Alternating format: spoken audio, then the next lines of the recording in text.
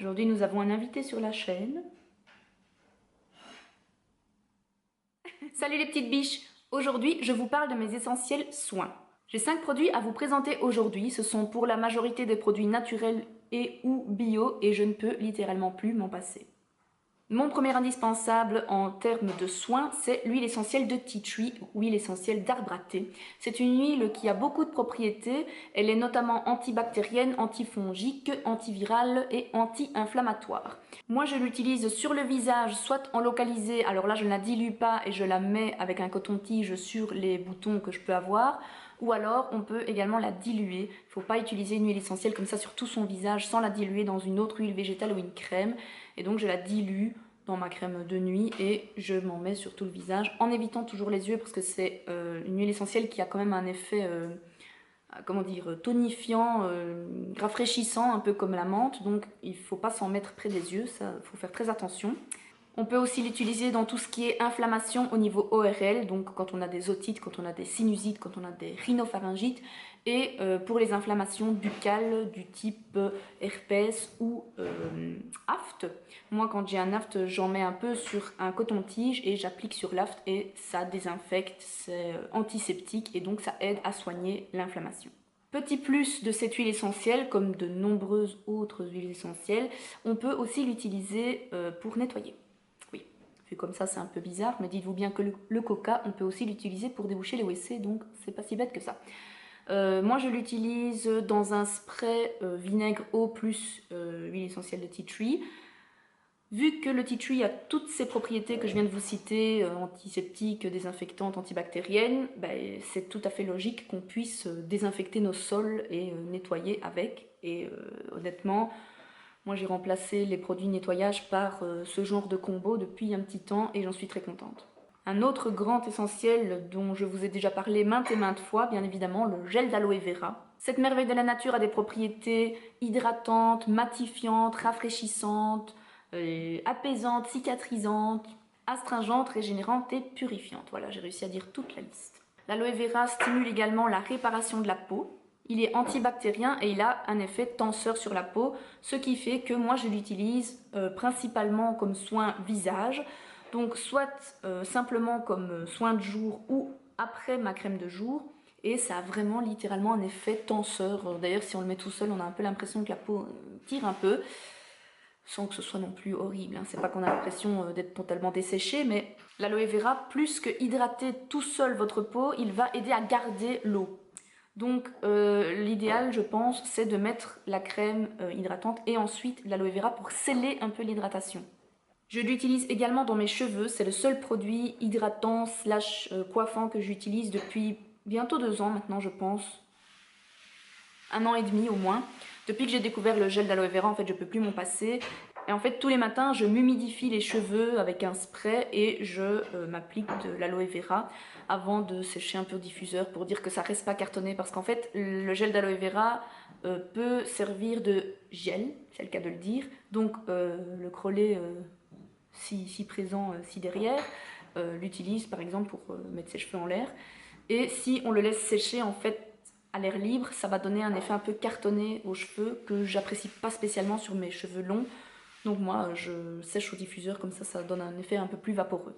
Pour ne rien gâcher, c'est un soin qui coûte extrêmement peu cher. Donc moi, je suis carrément passée à la grosse bouteille que je garde au frigo car il faut conserver le gel d'aloe vera au frais, étant donné que celui d'Aromazone n'a pas de conservateur. Si maintenant vous en achetez un avec des conservateurs, là je pense qu'il n'y a aucun souci à le laisser dans l'armoire, mais bon, ici j'ai ma bouteille au frigo, c'est mieux.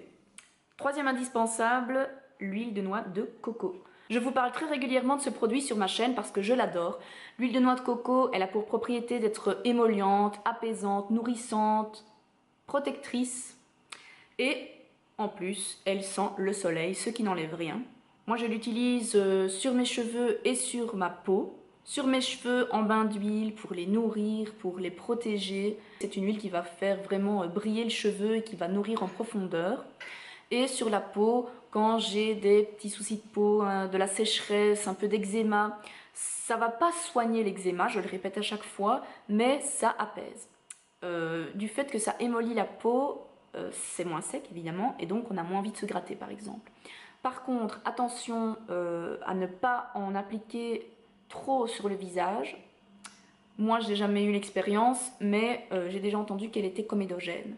Donc à éviter si vous ne voulez pas vous retrouver avec des boutons sur le visage. Un autre grand classique de ma salle de bain, c'est la pommade homéoplasmine. Je ne sais pas si on en trouve en France, en tout cas, moi en Belgique, j'en trouve. C'est une pommade homéopathique et je lis donc pommade antiseptique, décongestionnante et cicatrisante. Elle contient notamment du calendula qui est très nourrissant. On peut utiliser cette pommade de plein de manières différentes, mais dans la beauté, l'utilisation la plus courante, c'est de se faire un espèce de baume à lèvres avec, donc soit le soir, en mettre une bonne grosse couche bien épaisse, et donc ça va agir toute la nuit, et le lendemain on a des lèvres vraiment bien douces, bien repulpées à la limite, ou alors pendant la journée aussi on peut l'utiliser. C'est transparent, ça laisse vraiment un petit film gras mais pas dégueulasse et un peu brillant, donc à la limite c'est plutôt joli, moi j'aime bien même d'en mettre la journée. On peut aussi l'utiliser sur les cuticules et sur les ongles pour les hydrater, les nourrir et pour les ramollir un peu. Et apparemment on peut aussi utiliser l'homéoplasmine pour discipliner les sourcils. Moi je ne l'ai jamais fait parce que j'aurais un petit peu peur que ça laisse l'effet brillant de la crème, mais apparemment c'est quelque chose qui se fait beaucoup chez les maquilleurs pro.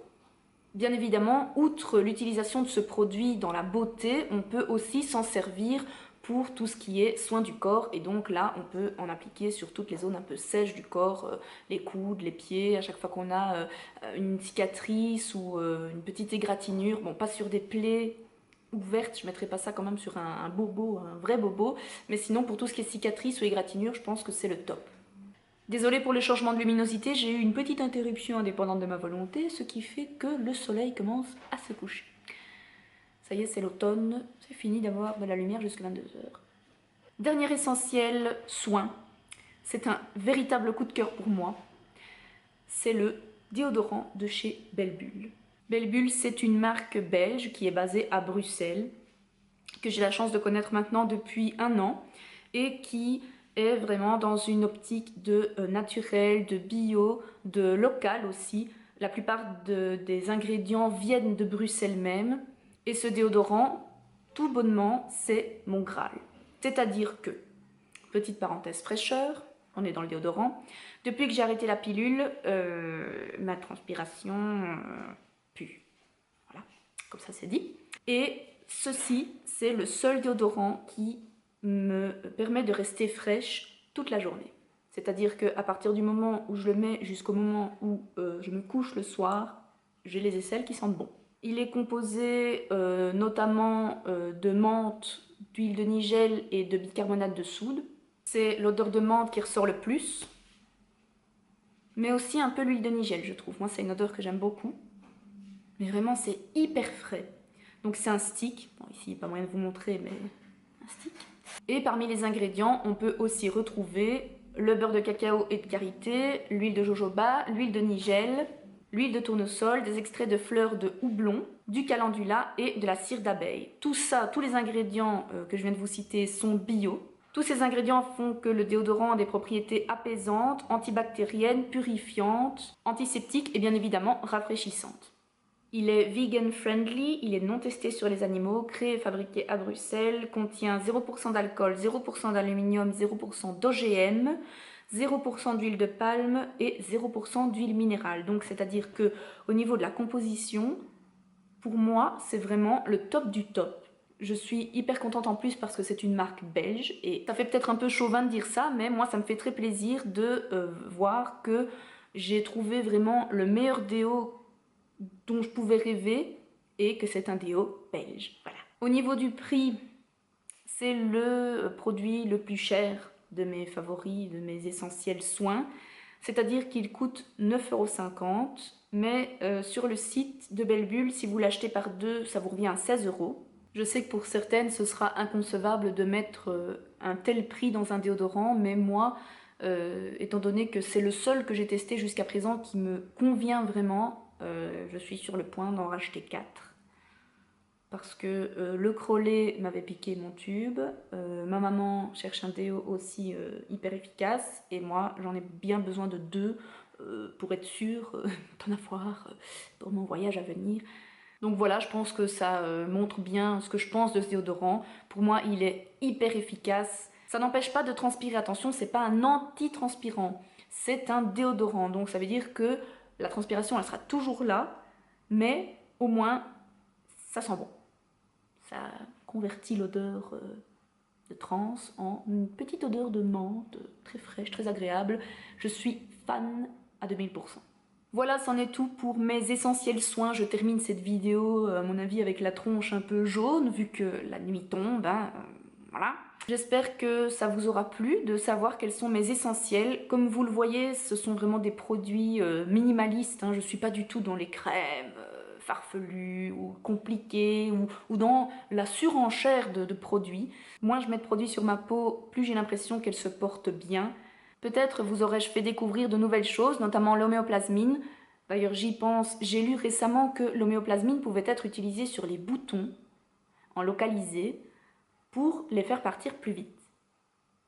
Et c'est à creuser. Pardon si vous essayez et que ça va pas. Je ne peux absolument pas être sûre de l'exactitude de ces propos, mais moi je vais quand même essayer parce que bon, après tout, l'homéoplasmine a des vertus cicatrisantes, donc pour faire partir peut-être pas le gros bouton, mais le reste de bouton qui a un peu de mal à disparaître, pourquoi pas. Je vous tiendrai au courant éventuellement sur Twitter, n'hésitez pas à me suivre sur les réseaux sociaux, hein, petit moment promo. Je vous mettrai tous les liens en barre d'infos de toute façon comme d'habitude. Et en attendant de vous retrouver dans la prochaine vidéo, je vous fais des gros bisous et je vous dis à bientôt. Salut! Aujourd'hui, je vous parle, voilà, style direct, télégramme. Style Mathieu. Salut les petits fiches. Aujourd'hui, je vous parle de mes essentiels. Voilà, je fais tomber mon jambon. Interdiction bien sûr de faire un bêtisier. Ah si, hein. Ah si, ah si, ah si.